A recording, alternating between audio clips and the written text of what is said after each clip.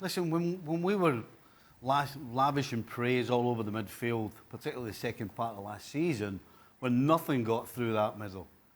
Unfortunately, so far this year, on too many occasions, Liverpool have had to defend, which they didn't have to do previously. So, listen, you take the praise, you're going to have to take the criticism. And it is a fact that teams are getting through Liverpool's middle three a lot more this season than they ever did in the second part of last. Why?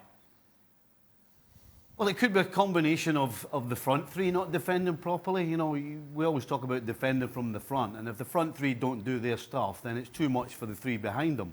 But if the front three are doing their stuff, then that means that the three behind aren't. And I would suggest that it's the three in the middle that are not putting the work in. And if the front three are not keeping the ball and holding the ball as much as they were last year, and they're not, because whenever that front three interacted last year, more often than not, they walked a bit of space and they got in behind, and that allows you to maybe get up and support a little bit, or at least keep your shape. But if the ball's gone up and it's bouncing off Salah, or it's bouncing off Firmino, all of a sudden it's coming straight back at your midfield, you're not quite in position, and you're getting overrun. One of the things, and you mentioned it, Stevie, I think it was the Arsenal game, a few weeks ago or whenever it was, James Milner actually looked, for once in his life, looked a little bit tired. Right. Now, you know, they've played a lot of games, these guys. They've got Fabinho and Keita have come in.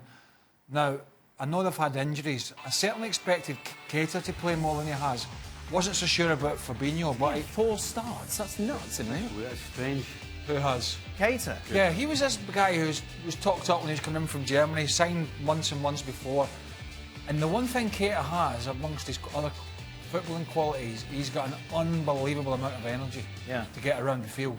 Now, I know he's had the odd injury or two, but he may have to come in and replace a Milner or a Henderson or a Wijnaldum. Well, if he doesn't this weekend, because Henderson's suspended, right. If he doesn't start in this derby, then he's going to be scratching his head thinking, what have I done?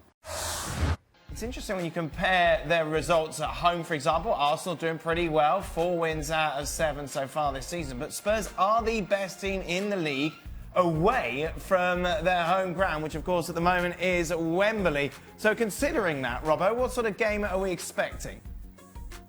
Well, if Spurs play anywhere near as well as they did against Chelsea and press Arsenal high up the field, we know Arsenal like to play out from the back these days under Unai Emery. They can cause Arsenal all sorts of problems if they win the ball back. But Arsenal have good quality in the front areas. They're playing with confidence at the moment. They had a good result against Bournemouth. They had another good result in midweek against Forschler, where they didn't have to use most of their players. So I think they go into the game with a lot of confidence. But I still feel Spurs have the better players and the better manager. And if they can get things right, they've got every chance of winning the game.